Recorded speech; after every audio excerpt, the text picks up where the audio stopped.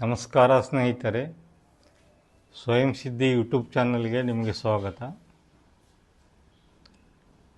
ನಮ್ಮ ವಿಡಿಯೋ ಚಾನಲ್ದ ಮುಖ್ಯ ಉದ್ದೇಶ ಆರೋಗ್ಯ, ಆದಾಯ, ಆನಂದ ಹಾಗೂ ಸಂಬಂಧಗಳು. ಇವತ್ತು ನಾವು ನಮ್ಮ ಆದಾಯದ ಬಗ್ಗೆ ಮಾತನಾಡೋಣ. ಸ್ನೇಹಿತರೆ, ಎಷ್ಟು ಆದಾಯ ಇದ್ದರೆ ನಮಗೆ ಸಾಕಾಗುತ್ತದೆ? ಇದೇನು ಎಂಥ ಪ್ರಶ್ನೆ. ಕೆಲವೊಬ್ಬರಿಗೆ ದಿನಕ್ಕೆ 1,000 ರೂಪಾಯಿ ಸಿಕ್ಕರೆ ಸಾಕು. ಇನ್ನು ಕೆಲವರಿಗೆ ಒಂದು ದಿನಕ್ಕೆ 100 ಕೋಟಿ ರೂಪಾಯಿ ದುಡಿದರೂ ಸಾಕಾಗುವುದಿಲ್ಲ. ಹಾಗಾಗಿ ನಮ್ಮ ಅಗತ್ಯಕ್ಕೆ ತಕ್ಕಂತೆ ನಮ್ಮ ಆದಾಯ ಇರಬೇಕು. ಅದರಲ್ಲಿ ನಮಗೆ ಉಳಿತಾಯನೂ ಆಗ್ತಾ ಇರಬೇಕು, ಕೊರತೆ ಆಗ್ತಾ ಇರಬಾರ್ದು. ಹಾಗೆ ನಮ್ಮ ಆದಾಯವನ್ನು ಅಭಿವೃದ್ಧಿಪಡಿಸಿಕೊಳ್ಳುವ ಮೂಲ ಉದ್ದೇಶವೇ ಇವತ್ತಿನ ಯೂಟ್ಯೂಬ್ ಚಾನಲಿನ ಆಶಯ. ಸ್ನೇಹಿತರೆ, ನಾವು ಚಿಕ್ಕವರಿದ್ದಾಗ ನಮ್ಮ ಹಿರಿಯರು ಹೇಳುತ್ತಾ ಇದ್ದರು, ಹಾಸಿಗೆ ಇದ್ದಷ್ಟು ಕಾಲು ಚಾಚು, ದೊಡ್ಡ ದೊಡ್ಡ ಕನಸುಗಳನ್ನು ಕಾಣಬೇಡ, ಚೆನ್ನಾಗಿ ಓದು, ಒಂದು ಒಳ್ಳೆಯ ನೌಕರಿ ಪಡೆದಕು. ಅವರು ಹೇಳೋದು ಇದನ್ನು ಇಷ್ಟೇ ಹೇಳ್ತಾ ಇದ್ದರು. ಹಾಗಾಗಿ ನಮ್ಮ ಮನಸ್ಸಿನಲ್ಲಿ ಆ ಭಾವನೆಗಳು ತುಂಬ ಆಳವಾಗಿ ಬೇರು ಬಿಟ್ಟಿದ್ದವು. ಆದರೆ ಅವರು ಹಾಸಿಗೆಯನ್ನು ದೊಡ್ಡದು ಮಾಡಿಕೊಳ್ಳುವುದು ಹೇಗೆ, ಆದಾಯವನ್ನು ಹೆಚ್ಚು ಮಾಡಿಕೊಳ್ಳುವುದು ಹೇಗೆ ಎಂದು ಯಾವಾಗಲೂ ಹೇಳಲಿಲ್ಲ. ಏಕೆಂದರೆ ಆಗಿನ ಕಾಲದಲ್ಲಿ ಒಬ್ಬರೇ ದುಡಿದರೂ 7-8 ಜನ ಮನೆಯಲ್ಲಿ ಕುಳಿತು ತಿಂದು ಆರಾಮಾಗಿ ಇರ್ಬೋದಿತ್ತು. ಆದರೆ ಈಗ ಮನೆಯಲ್ಲಿ ಎಲ್ಲರೂ ದುಡಿದರೂ ಕೂಡ ಕೊರತೆಯಾಗುತ್ತದೆ. ಹಾಗಾಗಿ ನಮ್ಮ ಆದಾಯ ಮೂಲಗಳನ್ನು ಹೆಚ್ಚಿಸಿಕೊಳ್ಳುವುದು ನಮ್ಮ ಜವಾಬ್ದಾರಿಯಾಗಿದೆ. ನಮ್ಮ ಹಾಸಿಗೆಯನ್ನು ದೊಡ್ಡದು ಮಾಡಿಕೊಳ್ಳೋದು ನಮ್ಮ ಜವಾಬ್ದಾರಿ. ಸ್ನೇಹಿತರೆ, ಈ ವಿಡಿಯೋವನ್ನು ಕೊನೆಯವರೆಗೂ ನೋಡಿ. ನಿಮಗೆ ಕೊನೆಗೆ 1-2 ಟಿಪ್ಸ್ ಕೊಡುತ್ತೇನೆ. ಅವುಗಳನ್ನು ಪಾಲಿಸಿ ನಮ್ಮ ಆದಾಯವನ್ನು ಹೆಚ್ಚು ಮಾಡಿಕೊಳ್ಳಿ. ಸ್ನೇಹಿತರೆ, ನಾನು ಕೂಡ ಸರ್ಕಾರಿ ನೌಕರಿಯ ಆಕಾಂಕ್ಷೆಯಲ್ಲಿದ್ದೆ. ಅದು ಏನೋ ದೈವವಶಾತ್ ನನಗೆ ಯಾವುದೇ ನೌಕರಿ ಸಿಗಲಿಲ್ಲ. ನಾನು ಒಂದು ಸಣ್ಣ ಬಿಸ್ನೆಸ್ ಪ್ರಾರಂಭ ಮಾಡಿ ಅದನ್ನು ಒಂದು ಒಳ್ಳೆಯ ದೊಡ್ಡ ಮಟ್ಟಿಗೆ ಬೆಳೆಸಿ ಒಂದು ಬ್ರ್ಯಾಂಡ್ ನಿರ್ಮಾಣ ಮಾಡಿ ತುಂಬ ಪ್ರಸಿದ್ಧಿಯಾಗಿ ಅನೇಕ ಬಿಸ್ನೆಸ್ಗಳನ್ನು ಮಾಡಿದ್ದೇನೆ. ಹೀಗಾಗಿ ನಾನು ಬಿಸ್ನೆಸ್ನಲ್ಲಿ ತುಂಬ ಅನುಭವ ಗಳಿಸಿದ್ದೇನೆ. ನನ್ನ ಅನುಭವಗಳನ್ನು ನಿಮಗೆ ಮುಂದೆ ಹೇಳುತ್ತಾ ಹೋಗುತ್ತೇನೆ. ಸ್ನೇಹಿತರೆ, ಇವತ್ತು ನಾವು ಈಗಿರುವ ಸ್ಥಿತಿಗೆ ನಮ್ಮ ತಂದೆ ತಾಯಿಯಾಗಲಿ, ನಮ್ಮ ಸ್ನೇಹಿತರಾಗಲಿ, ನಮ್ಮ ಬಂಧುಗಳಲ್ಲಾಗಲಿ ಯಾರೂ ಜವಾಬ್ದಾರಿ ಅಲ್ಲ. ಇವತ್ತಿನ ನಿಮ್ಮ ಈ ಸ್ಥಿತಿಗೆ ನೀವೇ ಜವಾಬ್ದಾರ. ಯಾವಾಗ ನಮ್ಮ ಜವಾಬ್ದಾರಿಗಳನ್ನು ನಾವು ತೆಗೆದುಕೊಳ್ಳಲು ಪ್ರಾರಂಭ ಮಾಡುತ್ತೇವೆ, ಆವಾಗ ನಮಗೆ ಹೊಸ ಹೊಸ ದಾರಿಗಳು ಕಾಣಲು ಶುರುವಾಗುತ್ತವೆ. ಸ್ನೇಹಿತರೆ, ಈ ಪರಿಸ್ಥಿತಿಯನ್ನು ತಂದುಕೊಂಡವರು ನಾವೇ. ಬೇಡವಾದವರನ್ನು ನಂಬಿದ್ದೇವೆ, ಬೇಡವಾದದ್ದನ್ನು ತಿಂದಿದ್ದೇವೆ, ಬೇಡವಾದಲ್ಲಿ ಹಣ ತೊಡಗಿಸಿದ್ದೇವೆ, ನಂಬಬಾರದನ್ನು ನಂಬಿದ್ದೇವೆ. ಹೀಗಾಗಿ ಇವತ್ತಿನ ಪ್ರಸ್ತುತ ಸ್ಥಿತಿಗೆ ಯಾವರೇ ಸ್ನೇಹಿತರಾಗಲಿ, ಯಾವುದೇ ಪರಿಸ್ಥಿತಿ ಆಗಲಿ ಕಾರಣವಲ್ಲ. ನಿಮ್ಮ ಸ್ಥಿತಿಗೆ ನೀವೇ ಜವಾಬ್ದಾರ ಅಥವಾ ನಾನೇ ಜವಾಬ್ದಾರ. ಹಾಗಾಗಿ ನಮ್ಮ ಜವಾಬ್ದಾರಿಗಳನ್ನು ನಾವು ತೆಗೆದುಕೊಳ್ಳಲು ಪ್ರಾರಂಭ ಮಾಡಿದಾಗ ನಮ್ಮ ಆದಾಯದ ಮೂಲಗಳು ಹೆಚ್ಚುತ್ತಾ ಹೋಗುತ್ತವೆ. ಈಗ ನಮಗೆ ಎಷ್ಟು ಆದಾಯ ಬೇಕು ಎನ್ನುವುದನ್ನು ನಾವೇ ನಿರ್ಧರಿಸಬೇಕು. ಅದನ್ನು ಬೇರೆಯವರು ನಿರ್ಧರಿಸಲಿಕ್ಕೆ ಆಗೋದಿಲ್ಲ. ಈಗ ನನಗೆ ಎಷ್ಟು ಬೇಕು ಅದು ನೀವು ಹೇಳಲಿಕ್ಕೆ ಆಗುತ್ತದೆಯಾ? ಹಾಗೆ ನಿಮ್ಮ ಉತ್ಪನ್ನ ಎಷ್ಟಿರಬೇಕೆಂದು ನಾನು ಹೇಳಲಿಕ್ಕೆ ಆಗೋದಿಲ್ಲ. ಹಾಗಾಗಿ ನಿಮಗೆ ಎಷ್ಟು ಆದಾಯ ಬೇಕೆನ್ನುವುದನ್ನೊಂದು ಗುರಿ ನಿರ್ಧಾರ ಮಾಡಿ ಅದರ ಕಡೆಗೆ ನಿಧಾನವಾಗಿ ಕೆಲಸ ಪ್ರಾರಂಭ ಮಾಡಿ. ಸ್ನೇಹಿತರೆ, ನಿಮಗೆ ಬೇಕಾದ ಆದಾಯವನ್ನು ಪಡೆಯುವ ಶಕ್ತಿ ನಿಮ್ಮಲ್ಲಿದೆ. ಆ ಶಕ್ತಿ ದೇವರು ನಿಮ್ಮಲ್ಲಿಯೇ ಕೊಟ್ಟಿದ್ದಾನೆ. ಬೇರೆಯವರ ಮೇಲೆ ದೂರುವುದನ್ನು ಬಿಟ್ಟು ನಮ್ಮ ಜವಾಬ್ದಾರಿಯನ್ನು ನಾವೇ ತೆಗೆದುಕೊಂಡು ನಮ್ಮ ಆದಾಯದ ಮೂಲಗಳನ್ನು ಹೆಚ್ಚಿಸಿಕೊಳ್ಳುವ ಬಗೆಯನ್ನು ನೋಡಬೇಕು. ಆದಾಯವು ನಮ್ಮ ಜೀವನದಲ್ಲಿ ತುಂಬ ಪ್ರಾಮುಖ್ಯ ಪಾತ್ರವನ್ನು ಈಗಿನ ಸಮಯದಲ್ಲಿ ವಹಿಸುತ್ತದೆ. ಯಾಕಂದರೆ ಇಂದಿನ ಕಾಲದಲ್ಲಿ ನಾವು ರಾತ್ರಿ ಮಲಗಿದಾಗಲೂ ಕೂಡ ನಮ್ಮ ಹಣ ಖರ್ಚಾಗುತ್ತಾ ಇರುತ್ತದೆ. ರಾತ್ರಿ ಮಲಗಿದಾಗ ಹಣ ಖರ್ಚಾಗುತ್ತದೆಯಾ ಎಂದು ನೀವು ಕೇಳಬಹುದು. ನೀವು ರಾತ್ರಿ ಮಲಗಿದಾಗ ನಿಮ್ಮ ಫ್ಯಾನ್, ನಿಮ್ಮ ಎ ಸಿ ಇವೆಲ್ಲವೂ ಪ್ರಾರಂಭ ಇದ್ದಾಗ ನಿಮ್ಮ ಕರೆಂಟ್ ಬಿಲ್ ಚಾಲೂ ಇರುತ್ತದೆ. ಅಂದರೆ ನಿಮ್ಮ ಹಣ ಖರ್ಚಾಗುತ್ತಿರುತ್ತದೆ.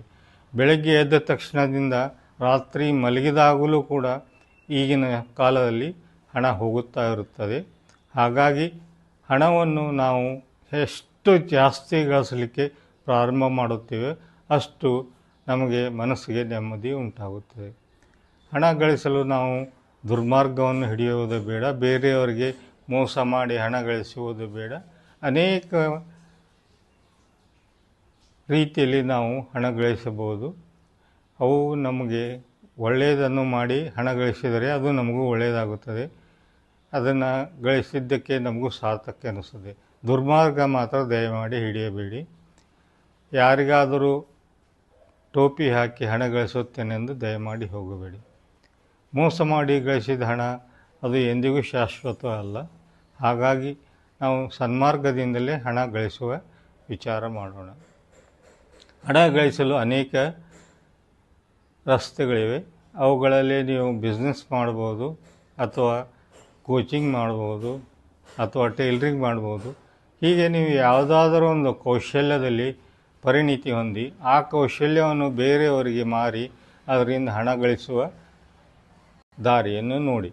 ಸ್ನೇಹಿತರೆ, ಈಗಿನ ಕಾಲದಲ್ಲಿ ಅತಿ ಸುಲಭವಾಗಿ ಹಣ ಗಳಿಸಲು ಯಾರಿಂದಲೂ ಸಾಧ್ಯ ಇಲ್ಲ. ಅದು ಒಂದು ಸಾರಿ ನೀವು ಹಣ ಗಳಿಸಲು ಪ್ರಾರಂಭ ಮಾಡಿದ ತಕ್ಷಣ ನೀವು ಹಣದ ದಾರಿಯಲ್ಲಿ ಮುಂದೆ ನಡೆಯುತ್ತೀರಿ. ಹಣ ಗಳಿಸಲು ನಿಮಗೆ ಅತ್ಯಂತ ಕಡಿಮೆ ಇನ್ವೆಸ್ಟ್ಮೆಂಟ್ ಅಥವಾ ಮೂಲಧನ ಇರುವುದು ಈಗ ಕೇವಲ ನೆಟ್ವರ್ಕ್ ಮಾರ್ಕೆಟ್ಗಳಲ್ಲಿ. ಹಾಗಾಗಿ ನೀವು ಬರೀ ನೆಟ್ವರ್ಕ್ ಮಾರ್ಕೆಟ್ಗಳನ್ನು ನೋಡಬೇಡಿ. ಆ ನೆಟ್ವರ್ಕ್ ಮಾರ್ಕೆಟ್ಗಳಲ್ಲಿ ಯಾವುದು ನಿಜ, ಯಾವುದು ಸುಳ್ಳು, ಯಾವುದು ಬಹಳ ದಿವಸದಿಂದ ನಡೆಯುತ್ತದೆ ಎಂದು ಅದರ ಬಗ್ಗೆ ಪರಾಮರ್ಶಿಸಿ ಅದನ್ನು ಪ್ರಾರಂಭ ಮಾಡುವುದು ಒಳ್ಳೆಯದು. ಕೇವಲ ನಾನು ಹೇಳಿದ್ದೇನೆಂದು ಯಾವುದೇ ನೆಟ್ವರ್ಕ್ ಜಾಯಿನ್ ಆಗಬೇಡಿ. ನಿಮಗೆ ಮಾಡಲಿಕ್ಕೆ ಬೇಕಾದಷ್ಟು ವ್ಯವಹಾರಗಳಿದ್ದೇವೆ. ಕಿರಾಣಿ ಅಂಗಡಿ ಮಾಡ್ಬೋದು, ಗೊಬ್ಬರದ ಅಂಗಡಿ ಮಾಡ್ಬೋದು, ರೈತರಿಗೆ ಸಲಹೆಗಳನ್ನು ನೀಡ್ಬೋದು. ಹೀಗೆ ನೀವು ಅನೇಕ ರೀತಿಯಿಂದ ಹಣ ಗಳಿಸಲು ಪ್ರಾರಂಭ ಮಾಡ್ಬೋದು. ಸ್ನೇಹಿತರೆ, ಈಗ ಹಣ ಗಳಿಸಲು ನಾವು ಒಂದು ಉದ್ಯೋಗವನ್ನು ಪ್ರಾರಂಭ ಮಾಡಿದಾಗ ನಮಗೆ ಫೈನಾನ್ಷಿಯಲ್ ಕ್ಯಾಪ್ ಅಂದರೆ ನಮ್ಮ ಮೇಲಿರುವ ಲಿಮಿಟನ್ನು ನಾವು ಸಡಿಲಗೊಳಿಸಬೇಕು. ಅದಕ್ಕಾಗಿ ನಾವು ಒಂದು ಟ್ರಿಕ್ಕನ್ನು ಮಾಡಬೇಕು. ಒಂದು ಬಗೆಯ ಟ್ರಿಕ್ ಇದೆ, ಇದನ್ನು ಹೇಳಿಕೊಡುತ್ತೇನೆ. ಸ್ನೇಹಿತರೆ, ನಾವು ಒಂದು ಬುಕ್ ತೆಗೆದುಕೊಂಡು ಅದರಲ್ಲಿ 1ನೇ ದಿವಸ 1 ರೂಪಾಯಿ ನಮಗೆ ಉತ್ಪನ್ನ ಬಂದಿದೆ ಎಂದು ಬರೆದು ಆ 1 ರೂಪಾಯಿನ ನಾನು ಹೇಗೆ ಖರ್ಚು ಮಾಡುತ್ತಾ ಇದ್ದೇನೆ ಎಂದು ಬರೆಯಬೇಕು. ಅದೇ ರೀತಿ 2ನೇ ದಿವಸ 2, 3ನೇ ದಿವಸ 4, 5ನೇ ದಿವಸ 8, ಹೀಗೆ ಪ್ರತಿ ದಿವಸ ಹಣ ಡಬಲ್ ಆಗುತ್ತಾ ಇದೆ ಎಂದು ಭಾವಿಸಿ ಅದನ್ನು ಹೇಗೆ ಖರ್ಚು ಮಾಡುತ್ತೇವೆ ಎಂದು ನಾವು ಬರೆಯಬೇಕು. ಇದರಲ್ಲಿ ಒಂದು ರೂಲ್ಸ್ ಇದೆ.